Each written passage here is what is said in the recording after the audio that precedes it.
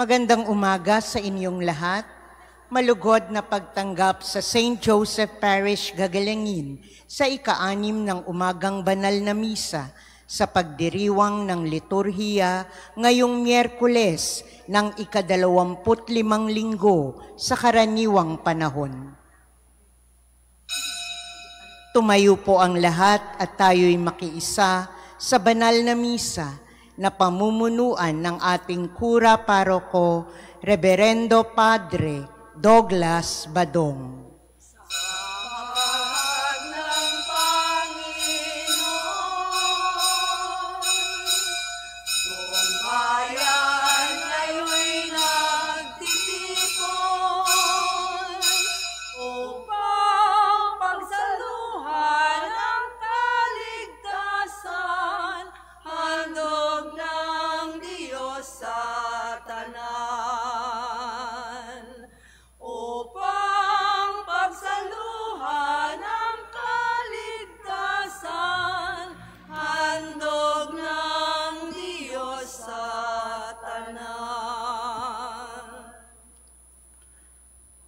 Sa ngalan ng Ama at ng Anak at ng Espiritu Santo. Amen.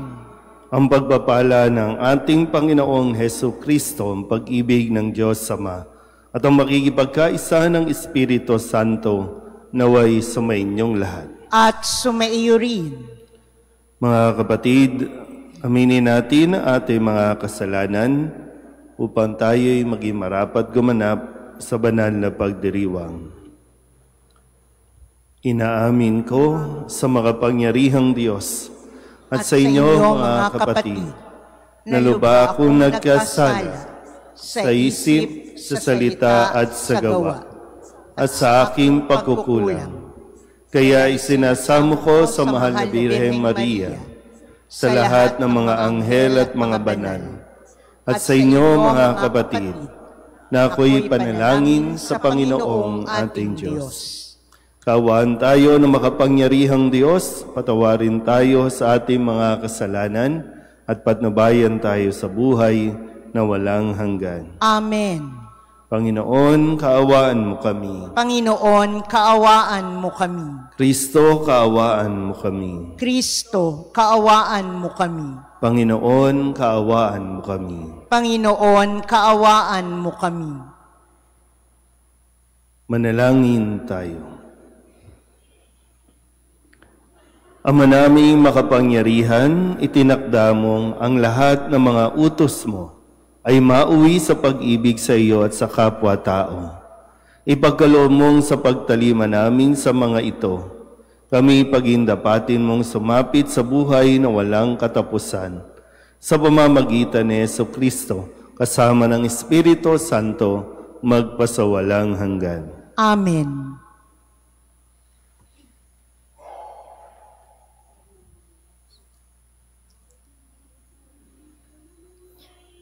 Pagbasa mula sa aklat ni Esdras. Sa oras ng paghahandog, akong si Esdras ay tumindig, nagulanit ang kasabutan at nanikluhod sa harapan ng Panginoon. Ganito ang idinaing ko sa kanya. Diyos ko, hindi ako makatingin sa iyo dahil sa kahihiyan, bunga ng kasamaan naming suko hanggang sa langit. Mula sa kapanahunan ng aming mga magulang hanggang ngayon, hindi na kami nakaahon sa kasalanan. Dahil dito, kami ang aming mga hari at mga saserdote ay binayaan niyang mabihag, patayin, dambungin, at ibilad sa kahihiyan ng iba't ibang hari. At ngayon, kahabagan ninyo kami. Niloob ninyong may ilang matira sa amin at muling binigyan ng puwang sa lupaing ito na inyong itinangi. Muli ninyong isinalay sa amin ang inyong paningin at binigyan kami ng pagkakataong makaahon sa pagkaalipin. Naging alipin nga kami sa mahabang panahon. Gayunmay, hindi ninyo kami pinabayaan. Pinukaw ninyo ang kalooban ng hari ng Persia. Kaya binigyan niya kami ng pagkakataong maitayo uli ang inyong templo at ayusin ang kasiraan upang makapanirahang kaming tiwasay sa Huda at sa Jerusalem. Ang salita ng Diyos. Salamat sa Diyos. Ang Diyos na walang hanggay atin ngayong papurihan. Ang Diyos na walang hanggay atin ngayong papurihan. Diyos ay nagpaparusa na taglay ang habag. Kung tayo'y may malibing sa hukay masadlak, muling hinahango niya't binubuhay. Walang makatatakas sa kanyang kapangyarihan. Ang Diyos na walang hanggay atin ngayong papurihan. Kayong Israelita, papurihan ninyo ang Diyos sa harap ng mga hentil na pinagtapunan sa inyo. Ang Diyos na walang hanggay atin ngayong papurihan. Dooy ipinakita sa inyo ang kanyang kapangyarihan. Siya ay purihin ng bawat nilalang. Ang Panginoong ating Diyos na walang hanggan. Ang Diyos na walang hanggay atin ngayong papurihan. Pinagdusa man kayo sa inyong kasalanan, ngunit kahahabagang kayo.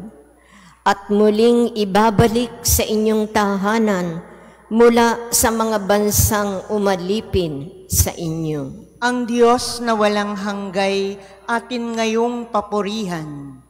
Talikdan na ninyo ang inyong mga kasalanan at mamuhay kayo ng karapat-dapat sa harapan niya.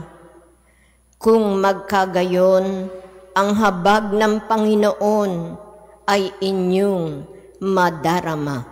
Ang Diyos na walang hanggay atin ngayong papurihan. Tatayo na po ang lahat. Alleluia, alleluia, alleluia, alleluia, alleluia, alleluia. Ang Diyos ay maghahari na, talikdan ang tanang sala, manalig sa balita niya. Alleluia, alleluia,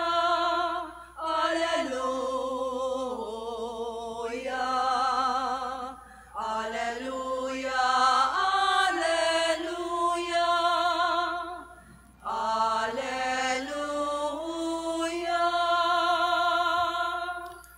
Sumainyo ang Panginoon. At sumaiyo rin. Ang mabuting balita ng Panginoon ayon kay San Lucas. Papuri sa iyo, Panginoon. Noong panahong iyon, tinawag ni Jesus ang 12 at binigyan sila ng kakayahan at kapangyarihang magpalayas ng mga demonyo at magpagaling ng mga karamdaman. At sinugo niya sila upang ipahayag ang paghahari ng Diyos at magpagaling ng mga may sakit. Sila'y pinagbilinan niya, huwag kayong magbaon ng anuman para sa inyong paglalakbay.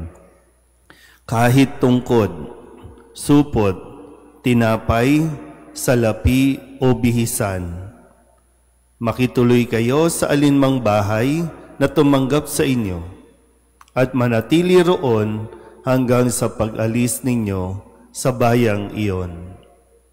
At sakaling hindi kayo tanggapin, umalis kayo roon at ipagpag ninyo ang alikabok ng inyong mga paa bilang babala sa kanila.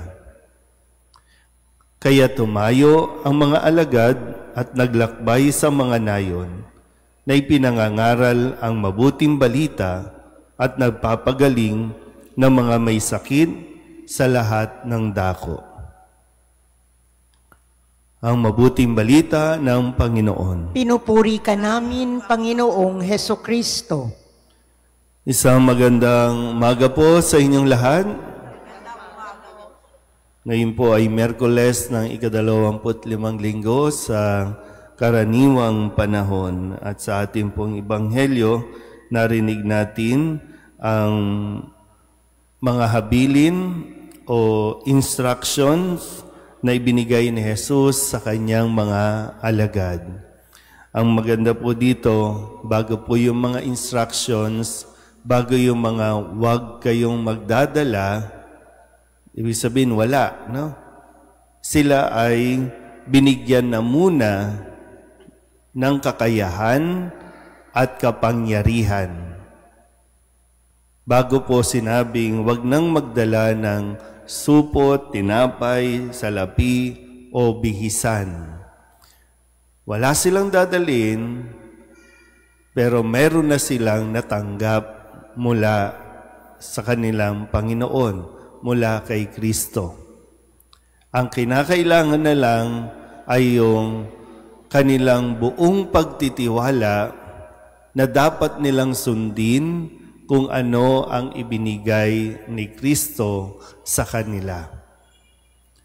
Kadalasan kasi kapag mayroong mga ibinibigay sa ating mga task o misyon, kahit sa mga activities natin sa simbahan, nagugulo tayo kasi para bang mas umiiral sa atin yung pangunahan natin kung ano ang plano ng Diyos. Nagkakaaway-away, nagkakagulo kasi minsan pakiramdam natin parang walang sense naman yung binigay sa atin kasi di ba maglalakbay ka tapos walang damit, walang supot, walang tinapay o pagkain. Paano tayo nun? Hindi pa man tayo nakakahakbang. Punong-puno na tayo ng pagdududa. Punong-puno na tayo ng yung bang kawalan ng tiwala. Kaya lahat ng ginagawa natin, hindi na ito dahil o ayon sa plano ng Diyos, kundi ito ay ayon sa gusto natin, yung plano na natin. Kaya marami na nai-stress, nag-aaway-away kapag hindi nangyayari yung ayon sa kanilang plano. Kaya yung pagtitiwala, napakahalaga po na magtaglay tayo nito. Dahil kapag ang Diyos ang nagpadala sa atin sa misyon, siya din naman ang bahala sa atin pong pangangailangan. Magtiwala ka lang kahit sa mga panahon na para bang na pupuno ka ng pagdududa. Magtiwala ka lang kahit sa mga panahon na hindi mo naiintindihan ang mga nangyayari. Amen?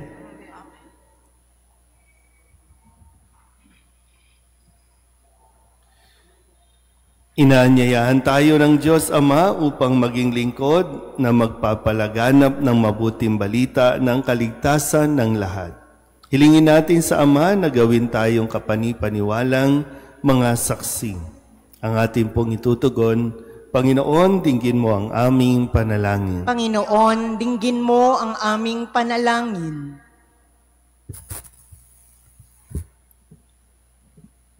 Ang simbahan naway patuloy na mag-anyaya at magsugo ng mga misyonero upang ipahayag ang mabuting balita sa lahat ng bansa at dako.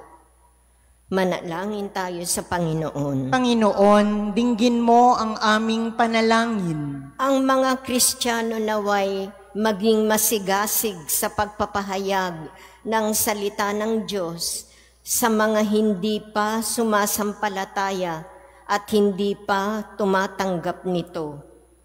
Manalangin tayo sa Panginoon. Panginoon, dinggin mo ang aming panalangin. Maraming tao nawa ang mahikayat sa pananampalatayang Kristiyano, bunga ng ating makatotohanang pagsaksi.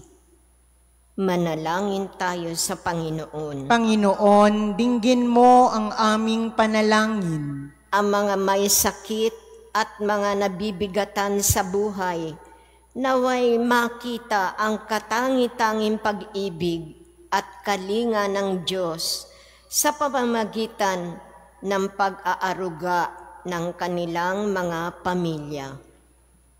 Manalangin tayo sa Panginoon. Panginoon, dinggin mo ang aming panalangin. Ang mga yumao naway magbunyi sa walang hanggang kapayapaan. Manalangin tayo sa Panginoon. Panginoon, dinggin mo ang aming panalangin. Tulog din natin sa Panginoon ang ating mga personal na kahilingan at mga panalangin para sa ating mga pamilya. Kasama din ang mga kahilingan ng mga nanonood sa online. Lahat ng mga misang pasasalamat, espesyal na intensyon, agarang paggaling ng mga may sakit, at ang lahat ng mga kaluluwa na inihiling na ipagdasal sa misang ito.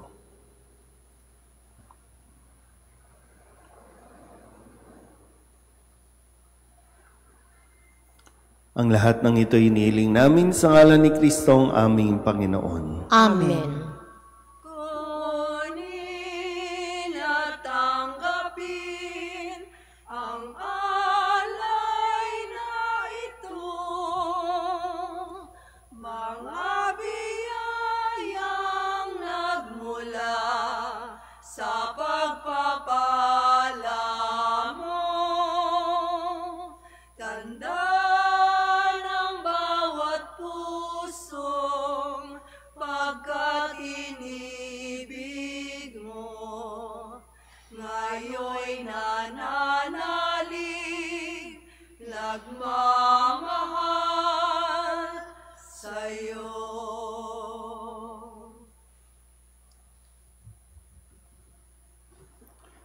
Manalangin kayo mga kapatid upang paghahain natin ni kalugdan ng Diyos amang makapangyarihan. Tanggapin nawa ng Panginoon itong paghahain sa iyong mga kamay, sa kapurihan niya at karangalan, sa ating kapakinabangan at sa buong sambayanan niyang banal. Ama naming lumikha, maawain mong kalugdan ang mga alay ng iyong sambayanan upang ang ipinahayag namin ng may pananampalatayang matibay ay aming tanggapin sa banal na pakikinabang sa pamamagitan ni Jesucristo kasama ng Espiritu Santo magpasawalang hanggan. Amen. Sumainyo ang Panginoon. At sumaiyo rin. Itaas sa Diyos ang inyong puso at diwa. Itinaas na namin sa Panginoon. Pasalamatan natin ang Panginoong ating Diyos. Marapat na siya'y pasalamatan. Ama naming makapangyarihan, tunay ngang marapat na ikaw ay aming pasalamatan sa pamamagitan ni Jesucristo na aming Panginoon. Utang na loob ang nagbubunsod upang gunitain ang kamatayan niya para kami buhayin. Pagtitiwala ang sanhi ng ligayang di malilimot sa pagkabuhay niyang sa aming kaloob. Pag-asang dahilan ng pagiging handa para sa pagbabalik niyang totoong dakila. Kaya kaysa ng mga anghel na nagsisiawit ng papuri sa iyo nang walang humpay sa kalangitan, kami nagbubunyi sa iyong kadakilaan. Santo, Santo, Santo, Panginoong Diyos ng mga hukbo, napupuno ang langit at lupa ng kadakilaan mo, o sana sa kaitaasan, pinagpala ang naparirito sa ngalan ng Panginoon, o sana sa kaitaasan. Ama naming banal, ikaw ang bukal ng tanang kabanalan. Kaya't sa pamamagitan ng iyong Espiritu, gawin mong banal ang kaloob na ito upang para sa aming maging katawan at dugo ng aming Panginoong Jesucristo. Bago niya pinagtiis ang kusang loob na maging handog, inawakan niya ang tinapay, pinasalamatan kaniya, pinaghati-hati niya iyon, iniabot sa kanyang mga alagad at sinabi, Tanggapin ninyong lahat ito at kanin, ito ang aking katawan na ihahandog para sa inyo.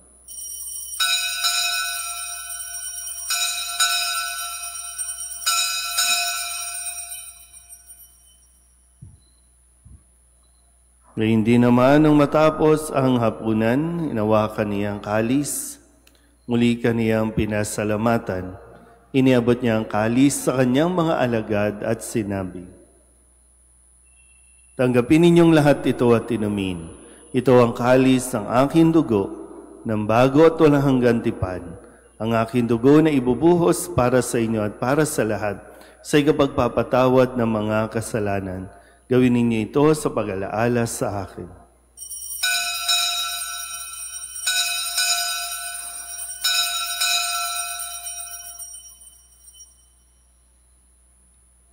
Ipagbunyi natin ang misteryo ng pananampalataya. Si Kristo'y namatay, si Kristo'y nabuhay, si Kristo'y babalik sa wakas ng panahon. Ama, ginagawa namin ngayon ang pag-alaala sa pagkamatay at muling pagkabuhay ng iyong anak. Kaya tiniaalay namin sa iyo ang tinapay na nagbibigay buhay at ang kalis na nagkakaloob ng kaligtasan. Kami napapasalamat dahil kami iyong minarapat na tumayo sa harap mo para maglingkod sa iyo. Isinasamo namin kami magsasalo-salo sa katawan at dugo ni Kristo ay mabuklod sa pagkakaisa sa pamamagitan ng Espiritu Santo.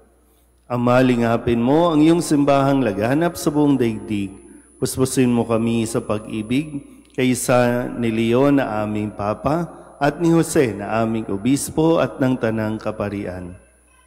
Alalahanin mo rin ang mga kapatid namin na himlay na may pag-asang sila'y muling mabubuhay, gayon din ang lahat ng mga pumanaw.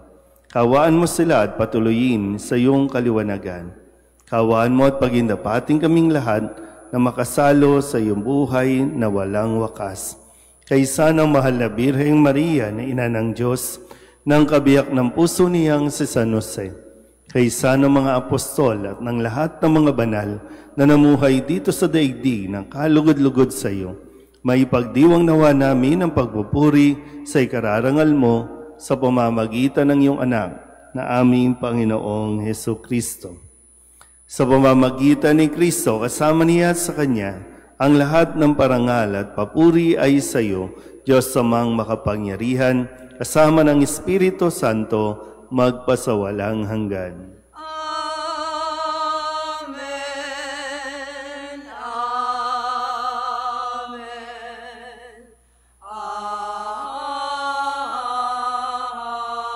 Amen. Sa tagubilin ng manakagagaling na utos at turo ni Jesus sa Panginoon natin at Diyos, ipahayag natin ang lakas loob. Ama namin, sumasalangit ka, sambahin ang ngalan mo, mapasa amin ang kaharian mo, sundin ang loob mo dito sa lupa para nang sa langit. Bigyan mo kami ngayon ng aming kakanin sa araw-araw at patawarin mo kami sa aming mga sala para nang pagpapatawad namin sa nagkakasala sa amin. At huwag mo kaming ipahintulot sa tukso at iadya mo kami sa lahat ng masama. Inihiling namin kami iadya sa lahat ng masama, pagkalooban ng kapayapaan araw-araw, iligtas sa kasalanan at ilayo sa lahat ng kapahamakan, samantalang aming pinananabikan ang dakilang araw ng pagpapahayag ng tagapagligtas naming si Jesucristo. Sapagkat iyo ang kaharian at ang kapangyarihan at ang kapurihan, magpakailanman. Amen. Panginoong Jesucristo, sinabi mo sa iyong mga apostol, kapayapaan ang iniiwan ko sa inyo, ang aking kapayapaan ang binibigay ko sa inyo. Tunghayan mo ang aming pananampalataya at huwag ang aming mga pagkakasala. Pagkalooban mo kami ng kapayapaan at pagkakaisa ayon sa iyong kalooban, kasama ng Espiritu Santo, magpasawalang hanggan. Amen. Ang kapayapaan ng Panginoon ay laging sumainyo. At sumaiyo rin. Mabigayan po tayo ng kapayapaan sa isa't isa. Kordero ng Diyos na nag-aalis ng mga kasalanan ng sanlibutan, maawa ka sa amin. Kordero ng Diyos na nag-aalis ng mga kasalanan ng sanlibutan, maawa ka sa amin. Kordero ng Diyos na nag-aalis ng mga kasalanan ng sanlibutan, ipagkaloob mo sa amin ang kapayapaan. Ito ang kordero ng Diyos. Ito nag-aalis ng kasalanan ng sanlibutan. Mapalad ang mga inaanyayahan sa kanyang piging. Panginoon, hindi ako karapat-dapat na magpatuloy sa iyo, ngunit sa isang salita mo lamang ay gagaling na ako.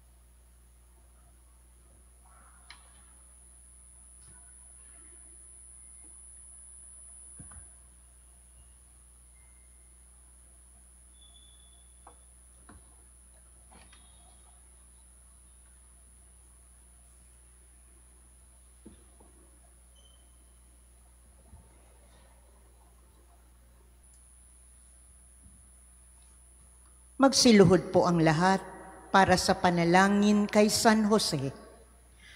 Abang tagapangalaga ng tagapagligtas, kabiyak na puso ng mahal na Birheng Maria, sa iyo ipinagkatiwala ng Diyos ang kaisa-isa niyang anak. Sa iyo nagtiwala si Maria. Sa piling mo, si Kristo'y naging tao.